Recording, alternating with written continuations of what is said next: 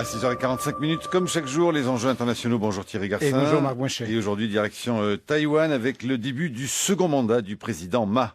Voilà, effectivement, qui aura lieu l'investiture dimanche prochain. Alors merci Michel Lou d'être avec nous. Vous êtes pour représenter donc Taïwan à Paris, bureau de représentation de Taipei en France. Et donc alors il y a beaucoup de choses à dire sur Taïwan, monsieur l'ambassadeur. Et puis d'abord, merci d'être en direct avec nous. Alors c'est une évolution depuis 4 ans essentiellement très significative, mais il faut rappeler, et on verra sur le site des enjeux internationaux franceculture.fr un certain nombre de dates clés donc à l'émission. Il y avait eu la levée de la loi martiale en 87, il y avait eu en 90 l'autorisation des investissements directs en Chine de la part de Taïwan, les fameuses législatives et la présidentielle en 2008 qui avait marqué un tournant, avec même une visite historique en Chine du président du Kuomintang qui avait rencontré son homologue du Parti communiste mais qui était également le président de la République chinoise. Et puis évidemment on a même vu une accélération tout à fait remarquable des échanges économiques notamment et humains bien sûr entre Taipei et Pékin. Alors, Monsieur Lou, est-ce qu'on peut dresser rapidement un bilan de la politique étrangère de Taïwan et notamment donc à l'égard de Pékin? Oui, tout d'abord, président Ma Ying-jeou a réussi, n'est-ce pas, de faire entrer Taïwan à l'Assemblée annuelle de l'OMS, n'est-ce pas? L'Organisation mondiale de la santé. Dès 2009 jusqu'à maintenant. Et cette année-ci, Taïwan est également invité. Et d'autre part, Taïwan continue à faire tous ses efforts pour que Taïwan soit accepté en tant qu'observateur pour, disons, l'aviation civile internationale et également pour le changement climatique onusienne. Là, ce sont des organisations, des agences spécialisées onusiennes. Mais Taïwan est écarté. Nous savons que c'est pas facile du tout, mais quand même, nous continuons à communiquer. Et en plus, Taïwan essaye, n'est-ce pas, surtout avec, disons, la bonne direction tout à fait précisée par le président Ma Ying-jeou, c'est-à-dire participation. Surtout, disons, aux agences spécialisées dans d'autres domaines, y compris l'énergie, y compris disons l'eau par exemple. Et maintenant, Taïwan travaille également pour que Taïwan puisse signer un accord de coopération économique avec l'Union européenne. Là, il s'agit d'un travail de long terme aussi. Voilà. Alors, au fond, c'est le grand principe qui guide la politique étrangère de Taïwan. Je ne sais pas si vous serez d'accord, c'est le pragmatisme, c'est-à-dire tout à fait, pragmatisme et à la fois modestie des actions et en même temps détermination. Oui, c'est cela. La raison est très simple. C'est parce que d'une part, Taïwan est déjà un pays développé qui est d'une économie, n'est-ce pas, importante, classée par FMI comme une des 25e premiers du monde entier. 23 millions d'habitants à peu près. 23 millions qui représentent 0,3% du monde entier, mais c'est un pays qui peut contribuer, qui peut partager des responsabilités vis-à-vis des développements durables. Donc c'est un pays qui peut contribuer. Et écarté à cause de la politique, n'est-ce pas, d'un certain pays, c'est pas normal. C'est pour ça que ce que Taïwan souhaite, ça c'est communiquer et demander seulement, n'est-ce pas, le statut d'observateur pour participer, pour contribuer. Donc là, c'est tout à fait justifié. Alors, en ce qui concerne quand même les relations avec Pékin, vous êtes d'accord aussi pour dire, monsieur l'ambassadeur, que c'est un tournant depuis 2008. Oui, tout à fait, parce que avant 2008, il y a eu 8 ans de relations où on trouve, n'est-ce pas, des tensions, soit politiques ou même militaires. Mais maintenant, il n'y a plus ce genre de problème-là, parce que dès 2008 jusqu'à maintenant, on a déjà organisé cette négociation entre les deux côtés, et ces accords ont été signés, y compris l'accord de coopération économique cadre, et y compris l'accord pour la protection et coopération de la propriété intellectuelle. Et maintenant, si nous savons qu'il y a au moins, n'est-ce pas, chaque semaine, plus de 550 vols qui guident les deux côtés et que chaque année, il y a plus de 1,5 million des touristes de la Chine continentale qui ont visité Taïwan et en plus, vis-à-vis des échanges. 1,5 million. 1,5 million par an. Hein. Oui. L'année dernière, c'était 1,650 million. Donc nous estimons que cette année-ci, cette année, il y aura même plus de 2 millions parce que à partir de la fin de l'année dernière, on peut accueillir des visiteurs, des touristes individuels de 10 grandes villes de la Chine continentale. Bien sûr, ceci est très important vis-à-vis des compréhensions réciproques entre les deux côtés. Voilà, c'est ça, des questions de représentation et de meilleure connaissance de l'un par l'autre, de l'autre par l'un. Alors moi, donc le facteur humain.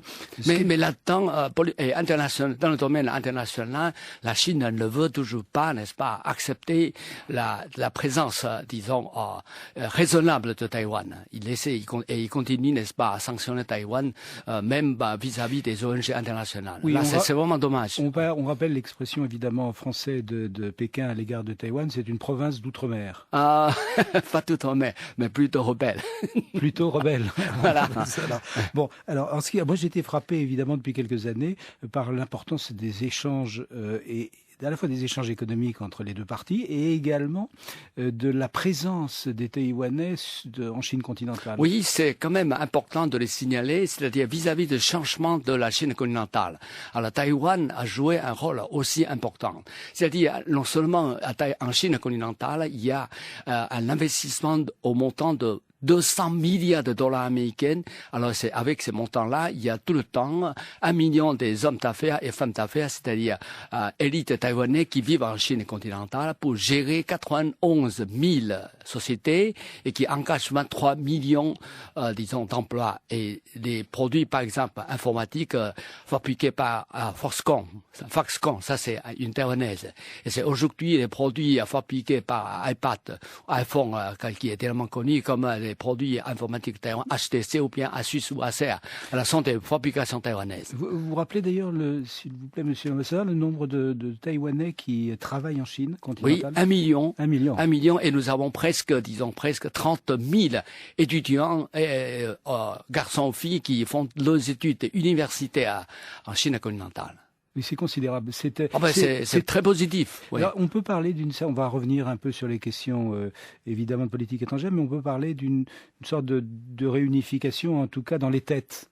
Oui. Vous êtes d'accord avec cette expression? Oui, réunification dans les têtes. Alors évidemment, avec la multiplication des échanges économiques, avec les présences croisées de l'un chez l'autre. Là-dedans, on voit la politique correcte lancée par le président Ma Ying-jeou. C'est-à-dire, on va écarter, dans le premier temps, la divergence vis-à-vis de la souveraineté.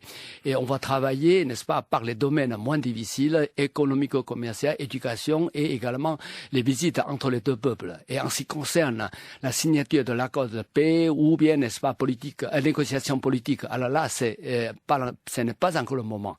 Donc, on peut patienter. Et on voit déjà les résultats constructifs. Et c'est la raison pour laquelle Ma Ying-jeou a pu gagner sa réélection, disons, au mois de janvier cette année.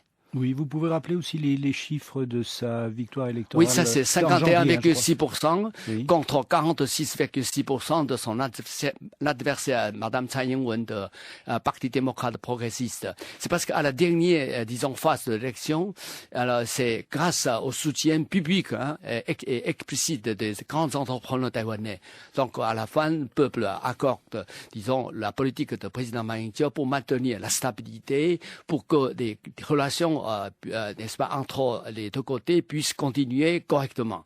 Alors la question évidemment qu'on se pose, c'est à terme quelle dépendance de Taïwan à l'égard de Pékin, étant donné, et d'ailleurs et réciproquement aussi d'un point de vue, on va dire économique et social. Oui, c'est un défi intéressant à mentionner. C'est une vraie question pour vous. Oui, ça c'est vrai. Et, d'une manière générale, on peut toujours dire comme ça. Taïwan, une fois trop dépendant, n'est-ce pas, de la Chine continentale, Taïwan rencontrera des risques d'être avalé par la Chine continentale. Mais à Taïwan, nous avons d'autres interprétations.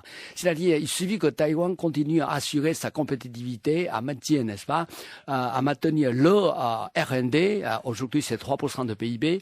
Donc, alors la Chine sera continuellement, n'est-ce pas, à être capitalisée. Donc, qui sera réunifié par qui, c'est encore trop tôt pour le dire. Mais à Taïwan, on vit correctement et quand on voit les compatriotes, entre guillemets, de la Chine continentale à Taïwan, ils ont bien remarqué, mais à Taïwan, vous pouvez vivre comme ça. Donc là, ça c'est positif. Et d'une manière, disons, de long terme, alors là, il y a vraiment tant de choses à faire pour les deux côtés. Alors, en ce qui concerne évidemment la politique étrangère de Taïwan, le grand acteur, comme pour Pékin, ce sont les États-Unis quand même. Oui, tout à fait. Comment caractériser le lien entre Taïwan et les États-Unis aujourd'hui, et comment est-ce que c'est perçu par Pékin? D'une part, c'est Taïwan, n'est-ce pas, qui a été classé, qui a été annoncé par le gouvernement américain décembre l'année dernière que Taïwan est déjà un pays candidat de l'exemption de visa. Donc, nous estimons qu'à la fin de cette année-ci, Taïwan sera le 37e pays, disons, pour visiter les États-Unis avec l'exemption de visa. Donc, c'est déjà une confirmation. Et d'autre part, puisque Taïwan continue, n'est-ce pas, à approfondir la démocratisation, et Taïwan qui partage et aussi qui travaille pour le maintien des valeurs universelles internationales françaises. Donc, bien sûr, Taïwan est un partenaire pour les États-Unis. Et c'est la raison pour laquelle le président Ma Ying-jeou a bien voulu travailler pendant 10 ans pour participer au partenariat trans-pacifique. C'est un travail de long terme aussi, 10 ans. Hein. Alors évidemment, il y a quelque chose qui est sensible pour nous, de part et d'autre du détroit de Formose, comme on disait autrefois, de Taïwan, c'est la relation à l'Europe. C'est-à-dire, au fond, dans quelle mesure est-ce que vous dépendez économiquement de vos échanges avec l'Europe? Et puis dire un mot évidemment de la France. Oui. Alors, d'une part, 9% des exportations de Taïwan sont adressées vers l'Europe, avec un montant de presque 60 milliards d'euros.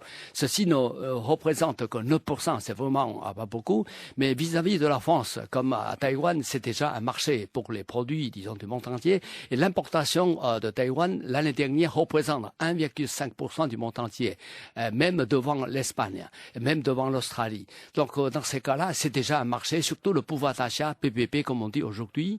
Alors, à Taïwan, selon les économistes de Londres, maintenant, ça c'est 41 000 $ américains. Selon FMI, ça c'est 35 000 $ américains. C'est déjà un marché. Et si nos amis français savent que Taïwan importe non seulement pas mal de 67 millions d'euros et nous importons même 434 tonnes de pommes françaises. Alors vous serez contents parce que là, il y a des pouvoirs d'achat et la France est très privilégiée, même dans le domaine du cinéma. Taïwan est le 4e pays importateur de cinéma français. On a importé 48 films l'année dernière. Donc c'est un bon marché. Il faut que nos amis français travaillent davantage sur ce marché-là. D'accord. Et quels sont vos projets? Pardon, excusez-moi. Et quels sont, Michel Lou, je rappelle que vous dirigez le bureau de représentation de Taipei en France. Quels sont vos projets, enfin les projets de l'État taïwanais? Quels sont les projets principaux, les priorités? Oui. Toujours en politique étrangère pour nous. Oui, c'est-à-dire assurer la sécurité, assurer la compétitivité, et bien sûr l'essentiel, ça c'est nous sommes disposés, nous sommes capables, n'est-ce pas, de partager les responsabilités internationales dans le domaine de la santé, dans le domaine de protection de l'environnement, dans le domaine de l'éducation bien sûr. Et si nous savons qu'aujourd'hui, et même jusqu'à maintenant, c'est Taïwan qui a assuré des lampes électroniques solaires par des systèmes solaires, une petite lampe pour l'enfant l'écolier, pour l'enfant écolier de pays par exemple Burkina Faso. Alors là, c'est un grand succès. Très très bien apprécié. Donc continuer à assumer les responsabilités internationales et bien sûr assurer notre compétitivité. Sinon on ne peut pas dire oui, Taïwan est là, Taïwan est disponible. Bien, merci beaucoup en tout cas de cet éclairage, Michel Lou. Je rappelle que vous dirigez le bureau de représentation de Taipei en France, franceculture.fr pour réécouter l'émission durant 30 jours ou la télécharger le jour même. Et puis demain, Marc, nous parlerons du G8 qui a lieu à Camp David et lundi du sommet de l'OTAN Chicago.